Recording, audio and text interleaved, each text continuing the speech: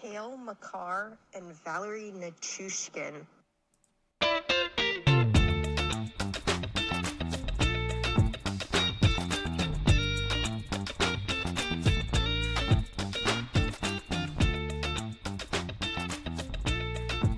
Well, I told you, don't come here for pronunciation of names because that's not going to be me at all. So thank you, Tabitha, for coming in solid with those two names as I messed it up greatly yesterday on the 10-Minute Sports Report. Welcome, everyone, to the brand new episode of the 10-Minute Sports Report. This is the 10-Minute Sports Report for April 27th, 2023. I'm your host, Captain Boring. Don't forget, real quick, if you're listening to this, there's a brand new episode of 4th and 1 podcast out tomorrow morning at 6 a.m. Fancy Trash Can had some internet issues. We did get to talk for about a half an hour about the issues surrounding Deion Sanders currently at Colorado, so be sure to go check that episode out. We will be back next week with a hot new episode covering some old white people that are no fun in the SEC. But let's get right into this 10-minute sports report. The New York Knicks take care of the Cleveland Cavaliers on the road. They win the series 4-1 with a 106-95 win. Their defense has been outstanding in this series. Donovan Mitchell led all scores with 28.7 rebounds for the Cavs. However, that was not enough to get it done. The Knicks, however, will take on a surprise guest in the Eastern semifinals.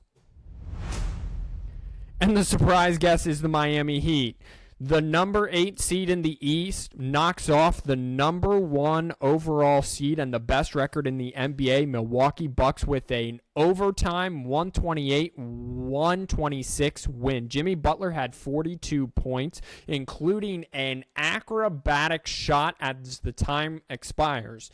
Over the last 2 games, so in Game 5 and Game 4, Milwaukee blew double-digit fourth-quarter leads to the Miami Heat.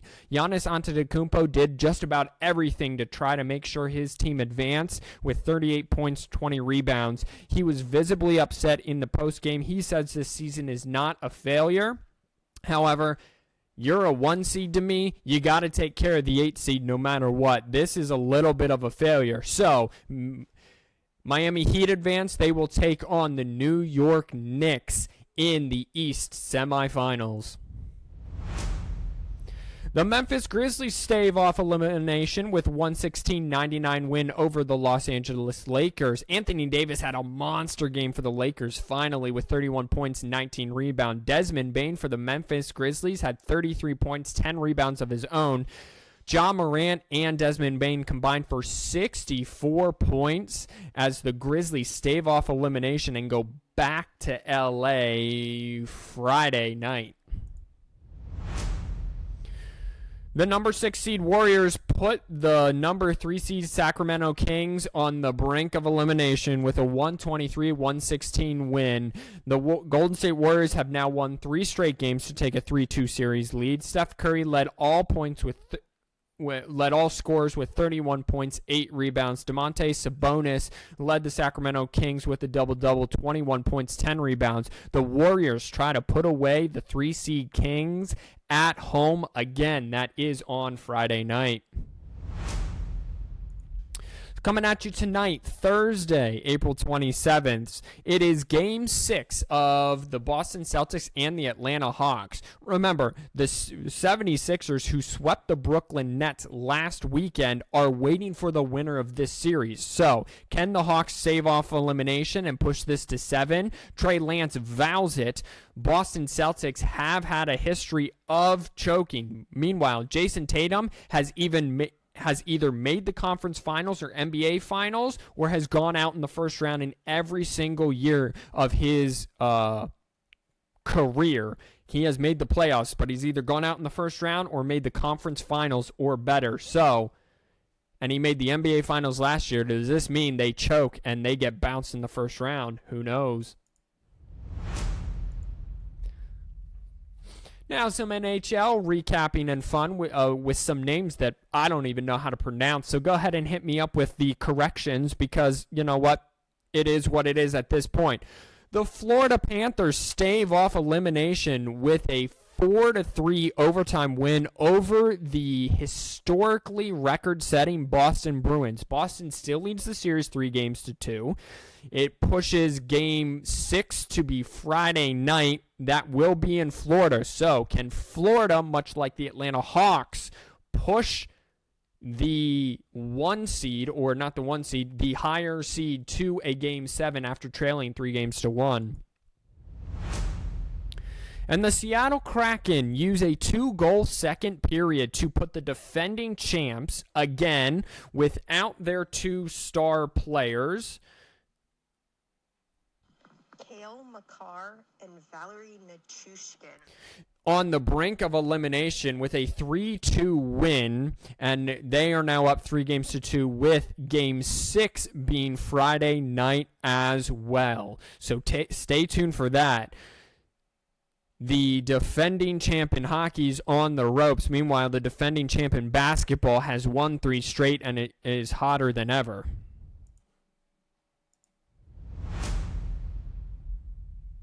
Coming at you tonight, April 27th, 2023. If my computer would stop being super dumb. The Tampa Bay Lightning have a 3-1. They trail 3-1 against the Toronto Maple Leafs, so that the Toronto Maple Leafs will try to put away the Lightning on the road or at home. In a series in the battle for New York, the New York Rangers and the New Jersey Devils face a pivotal Game 5 with the series tied at 2. I do not know the stats, but I would assume that the winner of Game 5 would go on to win the series more likely than not. And finally, the Winnipeg Jets,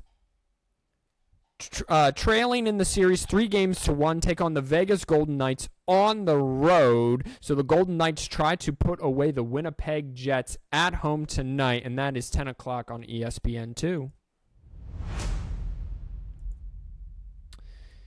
In some party pooper news, the MLB tells the Braves to stop celebrating home runs with a big hat because it offends New Era Cap, the official cap of MLB baseball. You got to be kidding me. Man, it is just like big corporations to get all butthurt because people are trying to have fun. Boy, do I just love it when people stop people from having fun playing a game. In some more happy news, Lamar Jackson finally came to his senses and signed a 5-year, $255 million contract with the Baltimore Ravens. It is 5-year, $255 million. The deal includes $185 million guarantee. Why is this important? Because Jalen Hurts, who just signed his deal not even 10 days ago for $250 million and $179 guaranteed, this ensures Lamar Jackson is now the highest paid quarterback or player in the NFL. So good for Lamar Jackson, even better for the Ravens because they were facing a whole buttload of turmoil. Woo! Speaking of a man who's about to get paid, not Aaron Rodgers, not in 2023. So what the New York Jets did, again, go listen to yesterday's episode. Aaron Rodgers was, quote-unquote, sworn in as the new quarterback of the New York Jets. They deferred his $58.3 million salary in 2023 into a base salary for 2024.